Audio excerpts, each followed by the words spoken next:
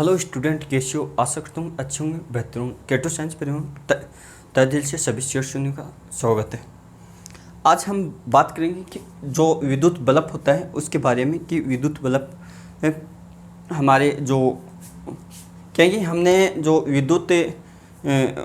विद्युत ऊर्जा का उसमें प्रभाव पड़ा था, उसमें क्या है कि जो ऊर्जा हीट होती है, जैसे क्या कि आपने जो अलग अलग जो विद्युत धारा में जो कि इलेक्ट्रॉनों के विपरीत होता है उसके कारण अब क्या इसमें बल्ब में भी तो क्या है कि प्रकाश का उत्सर्जन होता है दोस्तों, वो तो आपने जाना ही है और देखा भी है। अब क्या विद्युत ऊर्जा का हमने जो कल बात की थी, जो एक युक्ति थी जिसका हम सुरक्षा गार्ड नाम दिया था, जो विद्युत परिपथ का की सुरक्षा करता है, उसे बोलते हैं विद्युत फ्यूज। यह तो बना होता है सीटी यानी सीटी यानी शीशा प्लस टीन।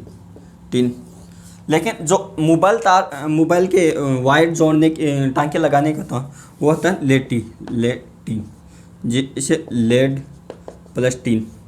यहाँ तक बात हो गई थी दोस्तों। ये क्वेश्चन 2 बार फर्स्ट ग्रेड में आया था, और ये भी पूछा जाता है कि जो विद्युत फ्यूज बने होते हैं वो शीशा और टीन के बने होते हैं। अब बात करेंगे इसी में ही उसका एग्जाम्पल आता है जो कि विद्युत बल्ब। अब विद्युत बल्ब क्या होता है? विद्युत बल्ब में जो कुंडलीनुमा आता है, इसको क्या बोलते हैं हम? कुंडलीनुमा संरचना। कुंडलीनुमा संरचना में क्या होगा? ये संरचना होती है कुंडलीनुमा संरचना। इस संरचना में ये एक तंतु है, तंतु के आकार की। अब इसको पूरे को बोले कुंडलीनुमा तंतु। ये किसका बना होता है? एक टंगस्टन का। अब टंगस्टन ये तो नहीं, ये वायर के रूप में होता है, तार के रूप में। तो ये तार, अब तार के रूप में होगा तो इसे बोलते हैं टंगस्टन का पतला तार लेते हैं, आप देखते हो आम भाषा में। लेकिन ये जैसे हम इसमें धारा प्रवाहित करते हैं तो ये गल थोड़ी जाता है। तो इसलिए क्या है टंगस्टन का, इसलिए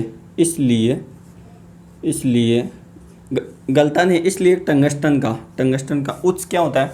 उच्च गलनांक होता है। आपको कंपटीशन एग्जाम में ये पूछा कि टंगस्टन का गलनांक कम निम्न होता है, उच्च होता है, मध्यम होता है या ननोप। तो उसमें आप ध्यान में रखना कि उच्च होता है, वरना तो ये गल के पिघल जाता है और क्या हो जाता है? बल्ब खराब हो जाता है। अब क्या अक्रिय गैस, अब क्या बल्ब में आपको पता है कि अक्रिय गैस भरी जाती है। अक्रिय गैस जो helium, neon, argon, krypton, xenon, ये भरी जाती है। अब क्या अक्रिय गैस बनने से, अब मान लो हम इसमें अक्रिय गैस क्यों भरे? एक तो क्या है कि जो ये ऑक्सीजन गैस यानी O2, ये इसके संपर्क में आएंगे तो इसका वाष्पीकरण होगा। वाष्पीकरण के कारण ये क्या खराब होने की संभावना होगी, जिससे क्या ये इसको बचाने के लिए हम अक्रिय गैस भरेंगे। अक्रिय गैस जैसे हीलियम, नियॉन, आर्गन, क्रिप्टॉन, ऐसे जो अब इस अक्रिय गैस के जो समूह होता है, अक्रिय गैस कौन सी गैस होती है जिसका अष्टक पूर्ण हो, यानी अष्टक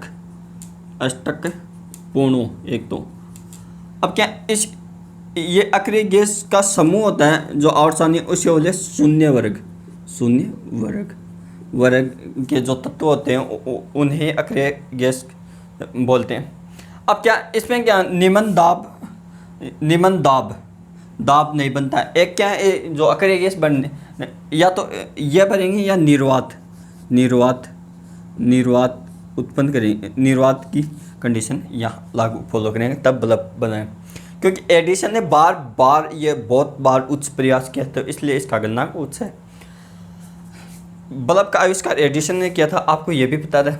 अब क्या ये किसका बना? जिससे टंगस्टन का उच्च तापमान पर ये वाष्पीकरण धीरे धीरे होता है।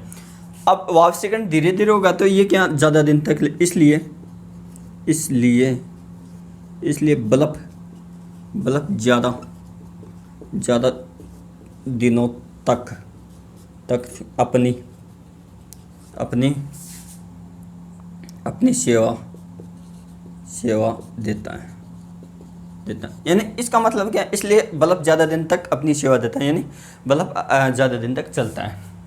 अब क्या इसमें विद्युत धारा प्रभावित करने या तप्त हो जाता है और प्रकाश उत्सर्जित करते हैं। ये थी विद्युत बल्ब की कहानी दोस्तों। Thank you, all the best सभी श्रेणियों को।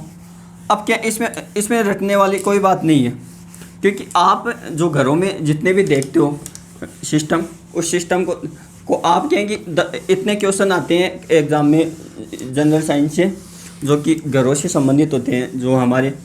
अब क्या ये बल्ब है, बल्ब में क्या क्या रटने वाली बात है, बस यही आएगा, इससे बाहर कर कुछ नहीं जाएगा, क्योंकि एक एक पॉइंट पढ़ना आपको ज़रूरी है। Thank you, all the best. मिलता हूँ मैं अभी अगले लेक्चर में सभी श्रेणियों को। Thank you.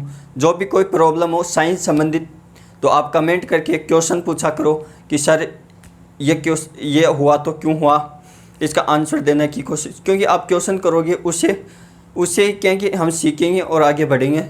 Thank you.